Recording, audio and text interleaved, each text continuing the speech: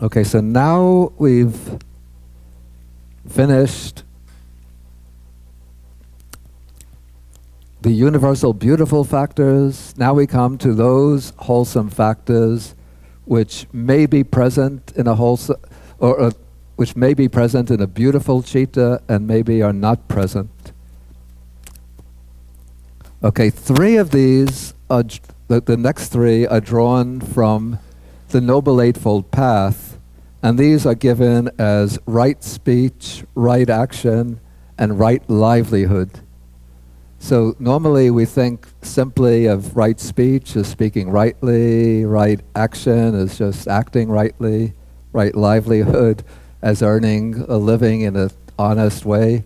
But in the Abhidhamma system, these become specific mental factors.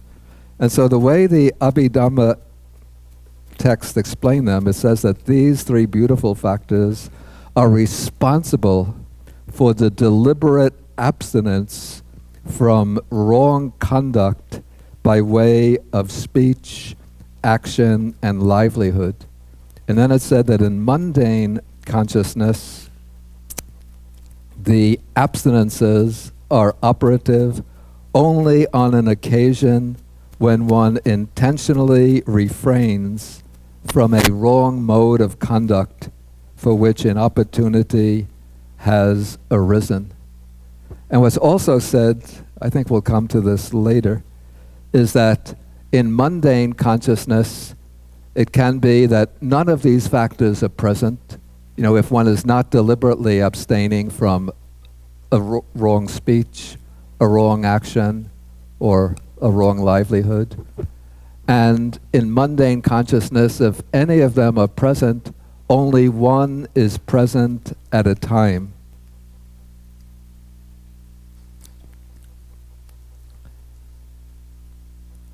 Okay, and then right speech is explained according to the sutta formula as deliberately abstaining from false speech, that's deliberately lying, slander or divisive speech, harsh or angry speech, and frivolous talk.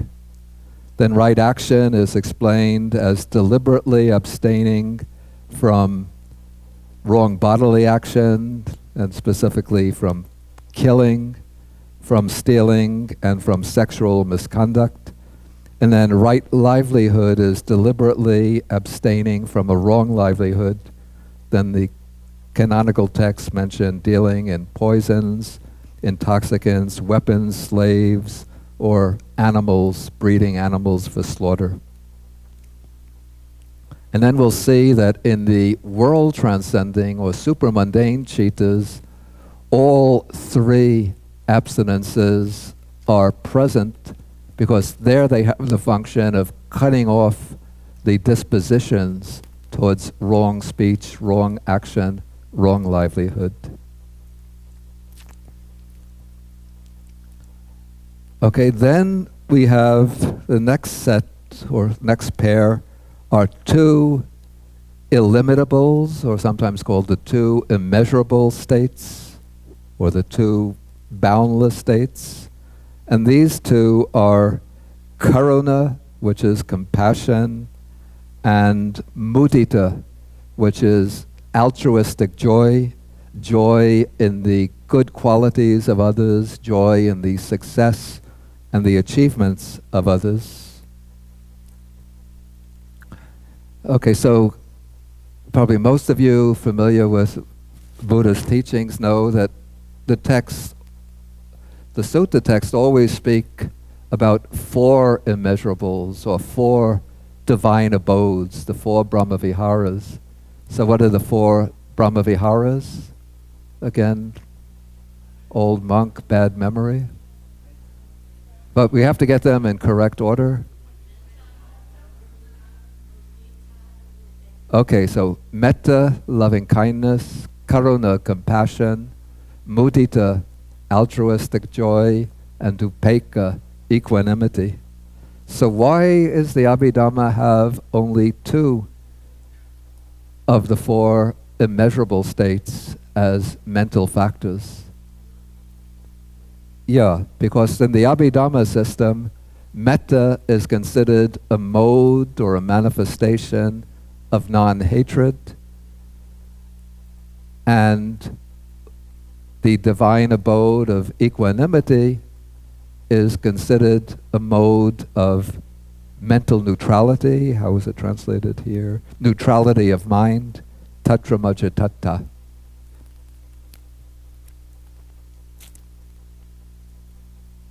And I could see, okay, upekkha, taking the divine abode of upekkha as a mode of mental neutrality. But again, in the Bodhi revised list of cetasikas, we put in metta as a separate cetasika. Okay, but now according to the Abhidhamma system, these two can be present in a wholesome citta if one is deliberately cultivating compassion or altruistic joy. They can be present, they can be absent in a wholesome citta. Both can be absent if one is not deliberately arousing compassion or altruistic joy. But compassion and altruistic joy can't be present simultaneously. This is because they relate to different kinds of situations. Compassion arises when one witnesses or thinks about the suffering of others. And so compassion has the characteristic of commiserating or inwardly sharing the suffering of others, whereas altruistic joy arises when one witnesses the success, the achievements, the good qualities of others, and it takes the form of rejoicing in their success or good qualities.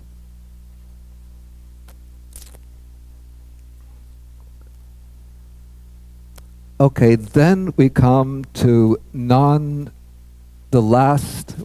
let's finish them up, then we'll take some questions. Then we come to the last of the mental factors in this scheme, and this is an occasional, can be present, cannot be present. This is non-delusion, a moha, which is regarded not simply as the negation of delusion, but it's identified with panya, with the faculty of wisdom. So here, actually the name for for this last mental factor is called panyendriya, the faculty of wisdom. And so it's said that here panya, wisdom, is knowing things as they really are, and it's identified with panya, with jnana, which means knowledge, with non-delusion, amoha. It can also be identified with other synonyms like dasana, seeing, yutta bhuta jnana dasana, seeing and knowing things as they really are. With vipassana is a particular expression of wisdom. And so it has the characteristic of penetrating the real nature of things, and it's said to illuminate the objective field like a lamp. Okay, so this takes us through the 25 mental factors, and just to sum up, we have a summary verse which says of these mental factors, 13 are ethically variable. That's the 7 universals, the 6 occasionals. 14 are unwholesome, 25 are beautiful. Thus 52 have been enumerated. And then just coming back just to the beautiful mental factors, again I would say that in the suttas we find some virtuous qualities mentioned which strangely don't have counterparts amongst the beautiful mental factors. I was just looking yesterday, when thinking about this, at the Mangala Sutta. I heard that Venerable Dhammadipa reciting that last evening. So we have some qualities mentioned there, like one is garava, reverence. Where is reverence amongst the mental factors? one might say it's a combination of mental factors, but you could also say that it's so elementary that it should be given its own mental factor. Then nivatocha, humility, garavocha nivatocha, humility we don't find here. Gratitude, katanyuta. And one might think of some others.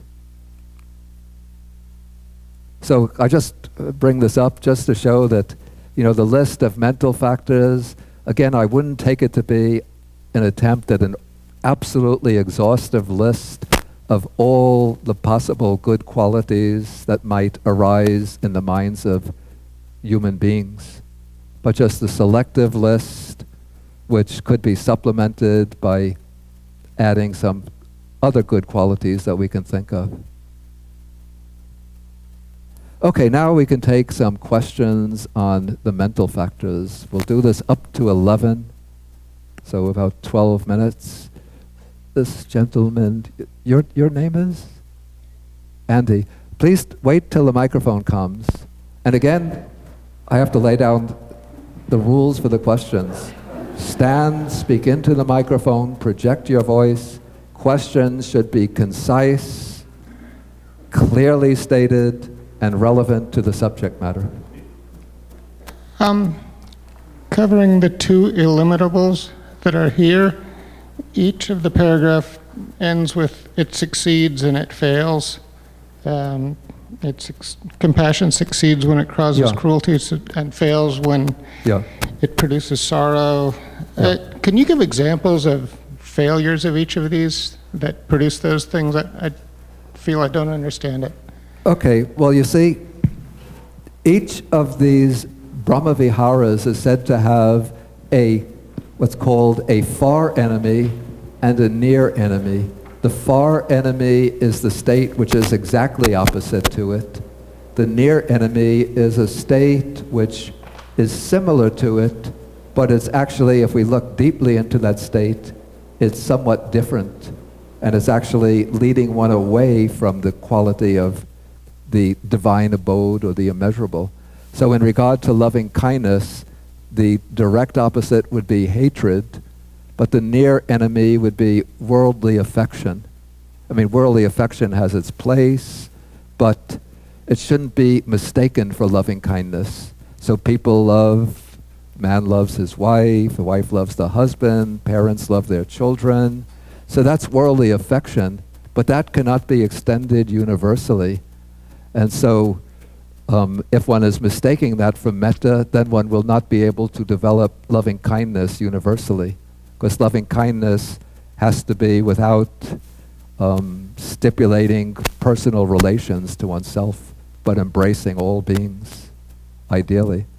Coming then to compassion, the far or direct enemy is cruelty or harmfulness, the wish to inflict suffering on others.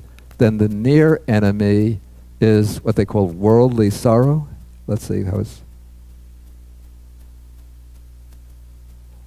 it fails when it produces sorrow. So the near enemy is worldly sorrow, or we might even say, if we put in quotation marks, pity. It's sort of this kind of condescending way of looking at the unfortunate. Like, oh, how unlucky they are. Oh, my poor heart breaks for them. But one isn't really moved deeply by their suffering. Okay, so this is the near enemy of compassion.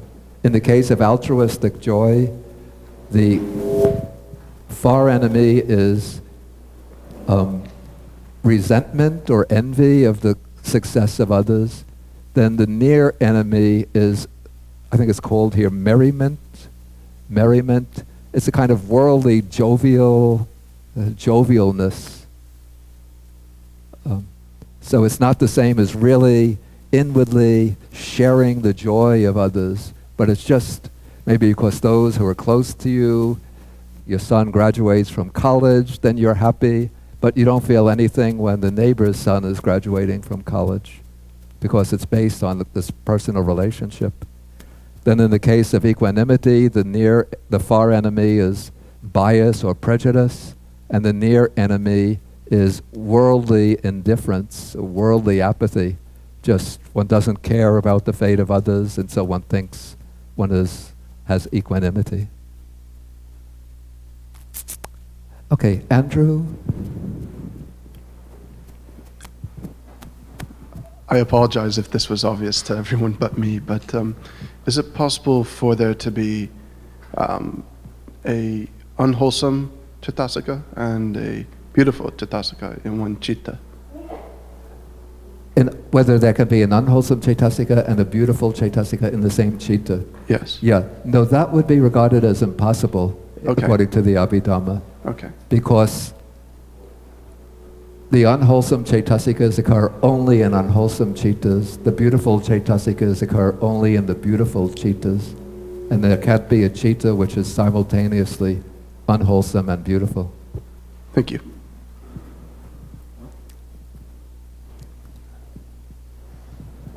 Thank you, Bhante.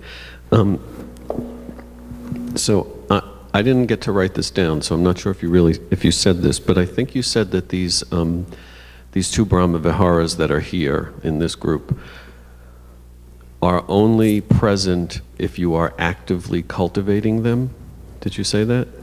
Yeah, as active cetasikas, they're present only on the occasion when one is either it doesn't mean that one has to be sitting in meditation cultivating those. I mean, if you see on, say, the news program, a bombing in Syria, and then one feels sorry for the people, that could be a spontaneous arising of compassion. All right, so a spontaneous, even an acting on, spontaneous acting on compassion without actually thinking, oh, I'm going to go be compassionate now, is still, it's still there. Yeah, what I said could have been misunderstood. Okay, thank you. Okay, Susie. I just wondered which, I'm making an assumption, in all of the other beautiful, so are those states that are limited to arahants. Is the final non-delusion the only one limited to an arahant, or wait, say again about in the beautiful state, the beautiful states in the earlier section? Yeah. The beautiful. There were some sections that were limited to arahant. Right. Is non-delusion the arahant version in this one, or is it just beautiful as being used for the word wholesome? I don't think it's either. But so it's not a parallel construction? But let me just state that the cetasika of non-delusion or the wisdom faculty is not in any way reserved for arahants, but the wisdom faculty is present in many, not all, of the wholesome sense sphere types of consciousness of ordinary people. So when we have the wholesome cittas that are associated with knowledge, that knowledge that they're associated with is the faculty of wisdom. That is panya or non-delusion. So on any occasion when one is understanding, say, Dhamma principles, even just intellectually, that is what's active there is the mental factor of panya, of wisdom and non-delusion. So none of the mental factors are limited only to arahants. They are all available. No, they're all available. In fact, this is a very important point because all of the spiritual all of the mental factors that come to culmination in the highest attainments are all present in seed form in these wholesome mental factors in ordinary people. So for example, we have faith, then amongst the occasionals we have energy, amongst the beautiful ones we have mindfulness, amongst the universals we have one-pointedness, and amongst the beautiful occasionals we have wisdom. So these are the 5 cetasikas that correspond to the 5 faculties, the 5 spiritual faculties. So all of our consciousness, all of our wholesome consciousnesses accompanied by wisdom or by knowledge already have the seeds of the 5 spiritual faculties. And so by deliberately cultivating these 5 qualities, we are nurturing those qualities till they become powerful spiritual faculties, which can, direct the whole process of cultivation. And you spoke of a negative aspect of mindfulness, I'm wondering if, or the fact that we don't see one. I'm wondering if the attention, applied attention and sustained attention, which is in the variable, could be used in negative mindfulness, as in, I think you've used examples of a safecracker who is very mindful of the work that he is doing and breaking in. I might have done that on a talk. I heard that in a talk. On a recorded talk. Yeah. Yeah, this seems to me to be the case. In fact, again, in the Sarvastiva, I'm getting to seem a little bit of a heretic here. Don't post this on the internet, otherwise... If I want to go back to Sri Lanka, I might be told my visa application has been rejected. Okay, the Sarvastivada Abhidhamma, I think, has mindfulness as a variable, even a universal. And the suttas mention wrong mindfulness. So it seems that one could be the thief who's breaking into the bank or opening the safe, can be doing it, mindful, look around, no police, mindfully filing up, down, opening the lock, opening the door, opening the safe, doing everything with perfect mindfulness. Or the assassin who's committing an assassination has to be extremely mindful. So I would say this is a kind of mindfulness, but it's wrong mindfulness. But according to the Abhidhamma system, at least the Pali Abhidhamma system, then mindfulness is always held to be a beautiful factor.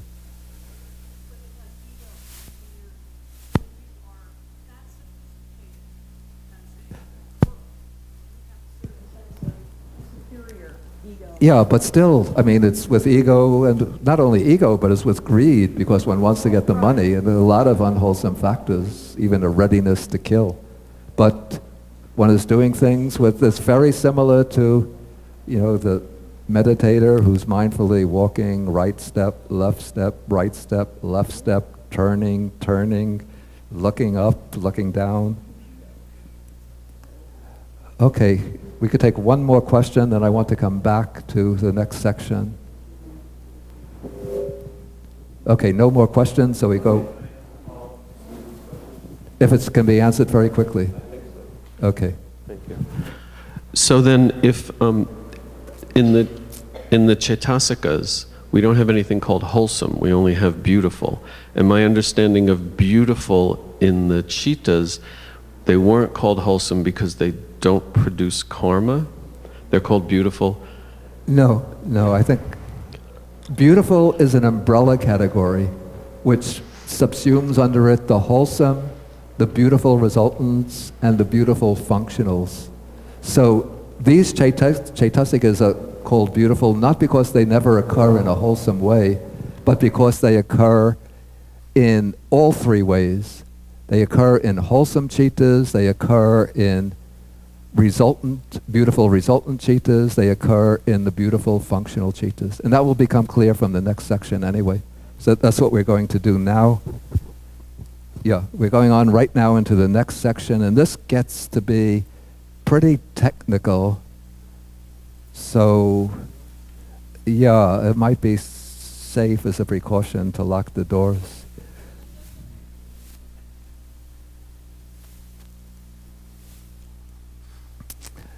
Okay, I just want to write 2 words on the board.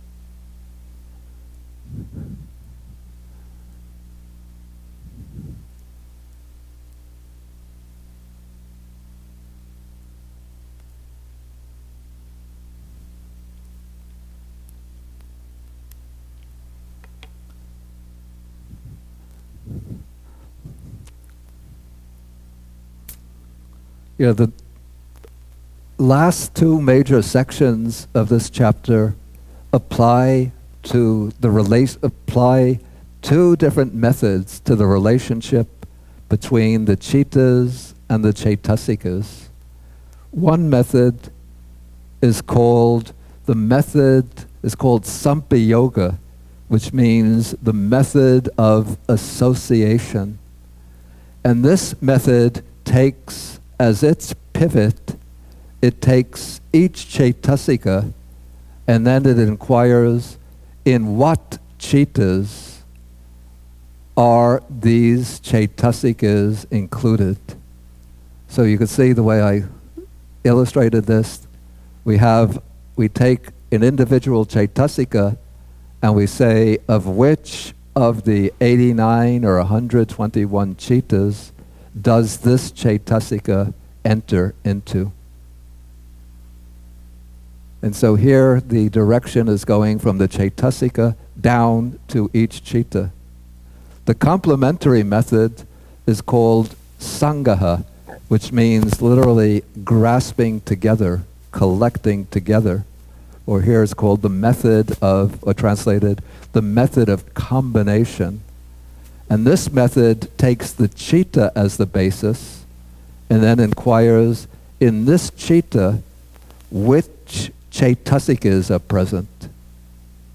So here we look at the citta and then we group together the cetasikas into that citta. And so the manual starts with the method of association.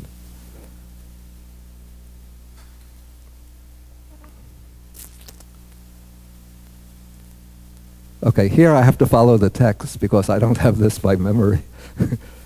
Okay, so I ask you also to look at the text. This is an English version, page 91. We have the introductory verse, paragraph section 10. So he says, in the following we will explain in the appropriate ways the association of each of these mental adjuncts or mental factors with the different states of consciousness, with the different citas. Okay, we know 7 cetasikas are universals, so they go into every state of consciousness. Then the occasionals are linked in the appropriate way. He's going to elaborate on that. 14 are linked only with the unwholesome types. Those are the 14 unwholesome cetasikas. And the beautiful factors are linked only with the beautiful types of consciousness. So that's just the summary or just an introductory verse. Now we come to the elaboration. And there are tables which show this in detail. Okay, but you turn over to page 93. So he says, in what way? Okay, so first of all, the 7 universal mental factors are found in all the 89 citas. Okay, that's obvious. That's why they're universals. Okay, initial application, this is vitakka, arises in 55 types of consciousness. And here, you see, because vitakka occurs in some jhana consciousnesses but not others, here he has to use the scheme of 121 citas rather than 89, because we have pads and fruitions occurring at the different levels of jhana. So vitakka arises in 55 types of consciousness. That is, it arises in all types of sense-sphere consciousness except the 2 sets of fivefold sense consciousness. The fivefold sense consciousness is eye, ear, nose, tongue, and body consciousness, which might be wholesome resultant or unwholesome resultant. So the fivefold sense consciousness is considered an extremely weak consciousness, and so there's no vitakka, no thought in that consciousness. Of course, it's a very primitive, very elementary type of consciousness. Okay, and then it also arises in the 11 types of first jhana consciousness. What are the 11 types of first jhana consciousness? Okay, there is first 3 kinds, which are fine material first jhana consciousness. That is the karmically active or wholesome, the first jhana resultant consciousness, and the first jhana of a beautiful functional consciousness, the arahat's first jhana. So this is 3 mundane first jhana consciousness. Then we have 4 paths occurring at the level of the first jhana, and the 4 fruits occurring at the level of the first jhana. So that makes 8. So 8 supermundane and 3 mundane makes 11. So the 11 types of first jhana consciousness have vitakka, and so we take these 11 plus all of the other sense sphere consciousnesses except the 10 types of sense consciousness. Those are 44 in number. We won't do the addition here. So 44 plus 11 means 55 chittas have initial application or vitakka. Then we come to the next occasional. This is vichara, sustained application. This arises in 66 chittas. That is, it arises in all of the sense sphere chittas except the 10 sensory consciousnesses. And then it arises in all of the first jhana consciousnesses. So that's 11 more. But vichara, sustained application, also occurs in the second jhana consciousness. So there's 11 more. That is the wholesome second jhana, the resultant second jhana, the functional second jhana of the arhat, then the 4 paths and 4 fruits occurring at the level of the second jhana. So that's 8 and 3, that's 11 more. So we add that 11 to the 55, so we get 66. Okay, decision, that's adhimokkha, or conviction, arises in all types of consciousness except the 2 sets of 5 sense consciousness and consciousness accompanied by doubt, since doubt is a state of indecision. So that gives us 78. Then energy arises in all types of consciousness excluding the 5 sense door inverting consciousness. This seems a little strange, since I would think some energy is needed to turn to one of the 5 doors. It's just like when somebody knocks. Well, maybe you don't need some energy to exert energy just when you pick up the sound of the knocking. Anyway, maybe because this is considered a weak consciousness, so it doesn't have energy, the 5 sense door inverting, then the 10 types of sense consciousness, which are very weak, the receiving consciousness, and the investigating consciousness.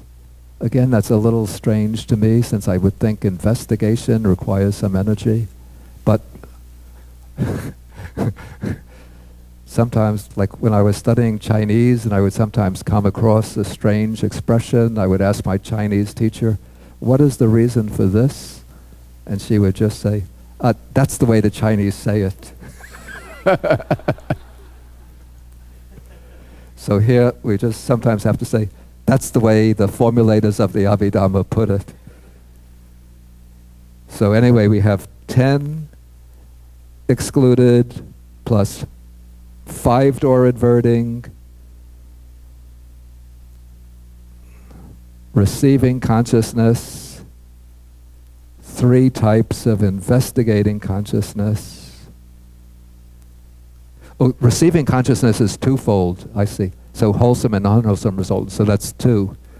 So 5 adverting, 2 receiving consciousnesses, 3 investigating consciousnesses, and the 10 types of sense consciousness. So that excludes 16, so we get 73. Then we have zest, or rapture, or joy, occurring in all types of consciousness except those accompanied by displeasure, which are 2, by equanimity, which are 55, or neutral feeling, that's neutral feeling, body consciousness, which has pain, so you don't have joy and pain together, and the 4th jhana consciousness, which has pleasant feeling without rapture, without piti. So that gives us a total of 51. Then desire, chanda, desire to do, arises in all types of consciousness, excluding the rootless, that's 18 types, plus the 2 types accompanied by delusion. So we subtract 20, so we get 69.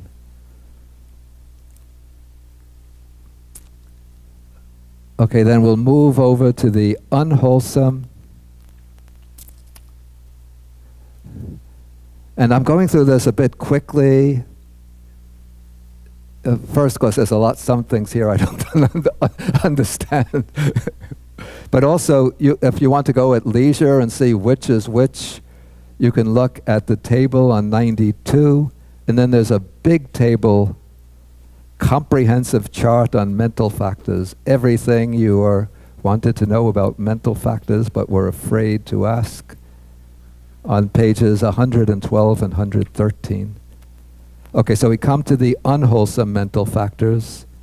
So of the unwholesome mental factors, 4 factors are called the universal unwholesome factors. So this is delusion, shamelessness or lack of conscientiousness, fearlessness of wrongdoing, and restlessness. Those are present in all unwholesome chittas. So those are found in the 12 unwholesome chittas. Greed is found only in the 8 types of consciousness rooted in greed. Wrong view occurs in the 4 types of consciousness rooted in greed and associated with wrong view.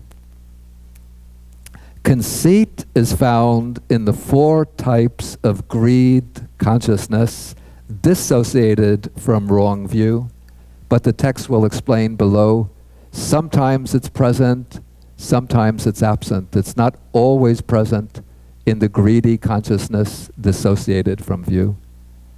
Okay, then hatred.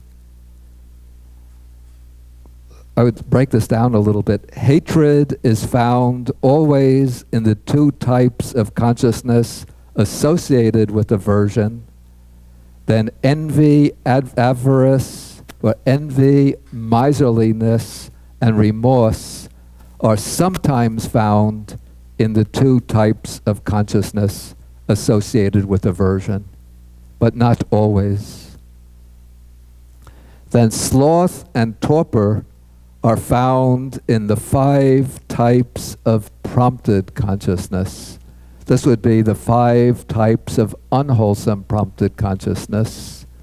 That is 4 rooted in greed and one rooted in aversion. It would seem that they should also be present in the wholesome prompted consciousness, but because you don't have unwholesome cetasikas in a wholesome citta, so they're not included there. But that's the way the Abhidhammikas decided on this. Okay, so this takes care of the unwholesome factors. Again, I apologize for the speed. Then we come to the beautiful factors. And we already know, we're on page 97, we know that 19 are called universal beautiful factors. So that means that they are present in all the beautiful cittas. So they're present in 59 types of beautiful consciousness. Then the 3 abstinences, that is right speech, right action, right livelihood, are necessarily found together, that is 3 together, in every supramundane or world-transcending citta. That is, they're always found together in the 4 paths and 4 fruits, because the Noble Eightfold Path includes right speech, right action, right livelihood.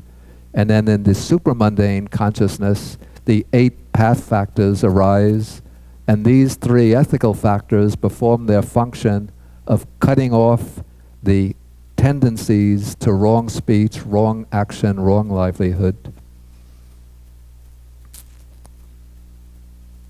But in the mundane sense sphere wholesome types of consciousness, they are only sometimes present and then separately. So they don't occur together, but only one will be present, and it's also possible that none of them are present.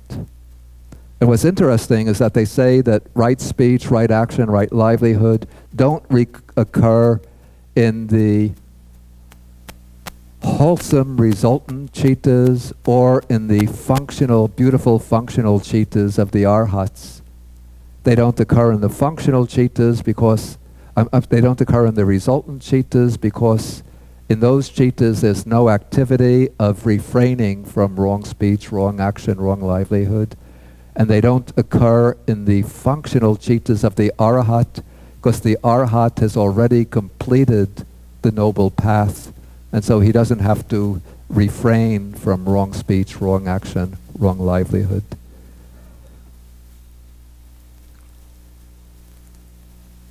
Okay, the 2 illimitables or immeasurable states arise at times variably in 28 types of consciousness.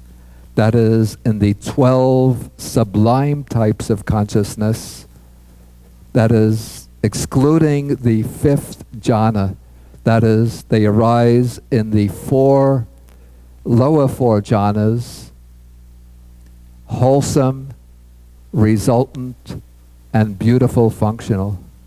They don't arise in the 5th jhana because it's said that compassion and altruistic joy are always accompanied by pleasant feeling, and in the 5th jhana, the accompanying feeling is neutral feeling. Well, let's say in the jhana consciousnesses, the 2 immeasurables, compassion and altruistic joy, are always accompanied by pleasant feeling. But in the sense sphere consciousness, that is when we are practicing our ordinary meditation on loving kindness and altruistic joy, they can occur in consciousness accompanied by joyful feeling, by pleasant feeling, or they can occur in consciousness accompanied by neutral feeling.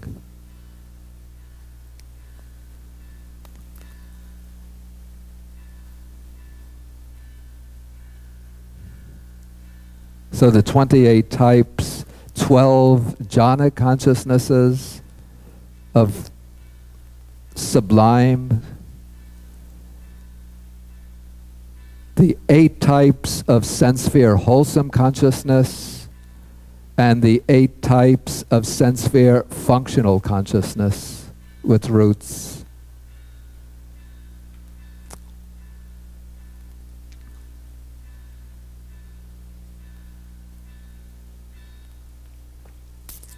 But some commentators say that compassion and altruistic joy are not present in any consciousness accompanied by equanimity. But apparently the author here disagrees with that view. Okay, and then wisdom enters into 47 types of consciousness. That is, it enters into the 12 types of sense sphere consciousness associated with knowledge.